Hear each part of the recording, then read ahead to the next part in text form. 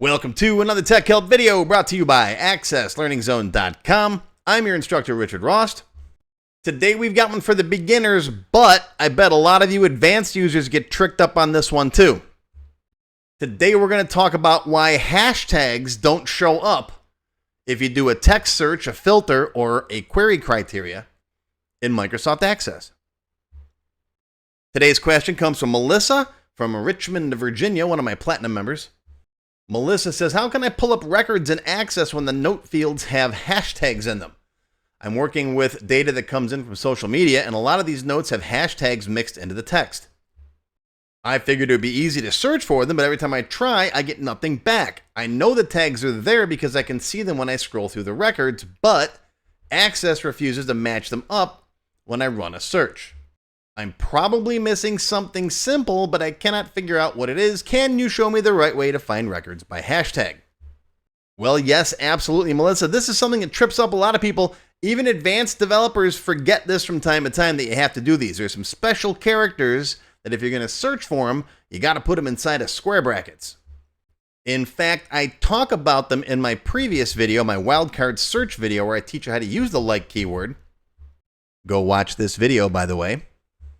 And in fact, if you look, you'll see right here the like keyword and special characters. These guys, the asterisk, the question mark, and the hashtag symbol, or the pound sign, or the octothorpe, or numbers, whatever you want to call it.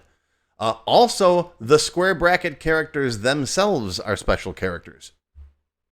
So let's see how this works in practice. Here's my Tech Help free template. This is a free database. You can grab a copy off my website if you want to. And let's say in your notes fields, and this works with any text field, not necessarily just notes fields, but let's say Richard Rost is right here, a Star Trek nerd, right?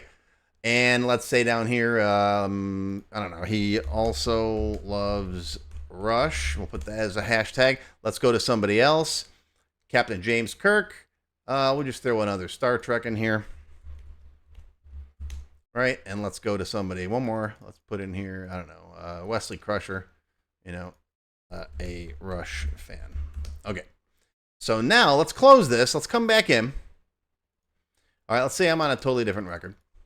Okay, let's say I want to search for Star Trek in here using just a basic filter, right? Right-click, text filter, contains, right? If I put in here Star Trek with the hashtag, nothing shows up, right? Because that hashtag is a special character. So let's turn the filter off.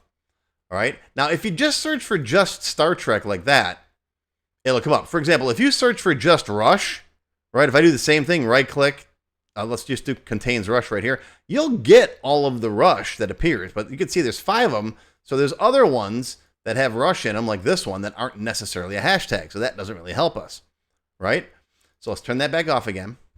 And even if you select it with the hashtag in there, right click, you'd think this should be on the Access team should fix this.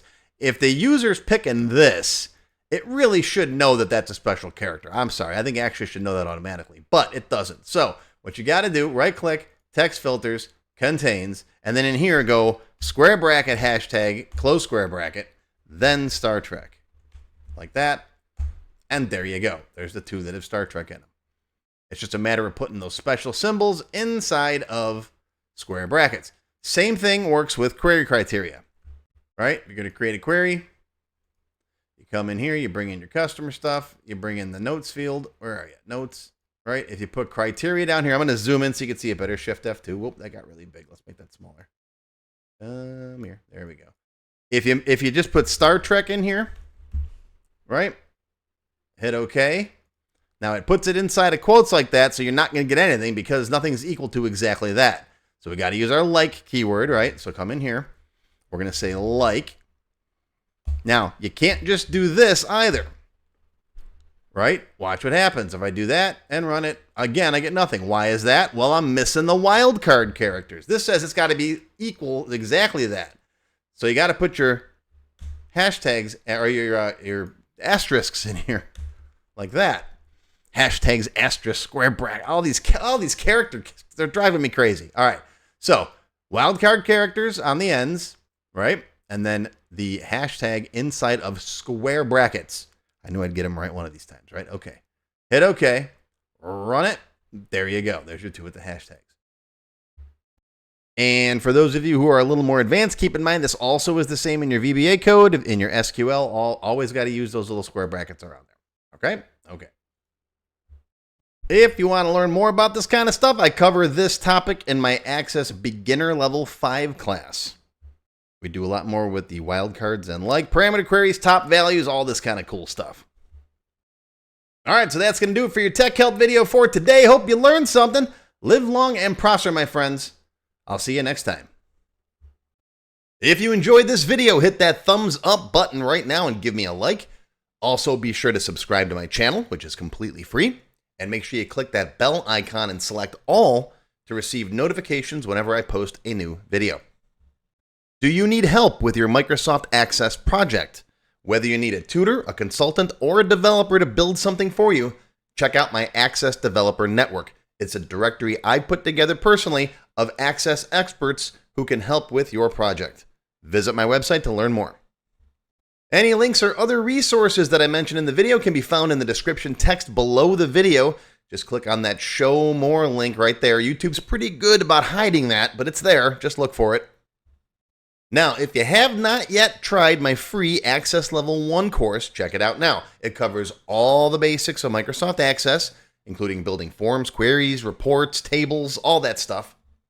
It's over 4 hours long. You can find it on my website or my YouTube channel. I'll include a link below you can click on. And did I mention it's completely free? And if you like Level 1, Level 2 is just $1. That's it. And it's free for members of my YouTube channel at any level. Speaking of memberships, if you're interested in joining my channel, you get all kinds of awesome perks. Silver members get access to all of my extended cut tech help videos, and there's hundreds of them by now. They also get 1 free beginner class each month, and yes, those are from my full courses. Gold members get the previous perks plus access to download all of the sample databases that I build in my tech help videos. Plus, you get access to my code vault where I keep tons of different functions and all kinds of source code that I use. And gold members get 1 free expert class every month after completing the beginner series. Platinum members get all of the previous perks, plus they get all of my beginner courses, all of them from every subject. And you get 1 free advanced or developer class every month after finishing the expert series. And you can become a diamond sponsor and have your name listed on the sponsor page on my website. So that's it. Once again, my name is Richard Rost. Thank you for watching this video brought to you by AccessLearningZone.com. I hope you enjoyed. I hope you learned something today. Live long and prosper, my friends. I'll see you next time.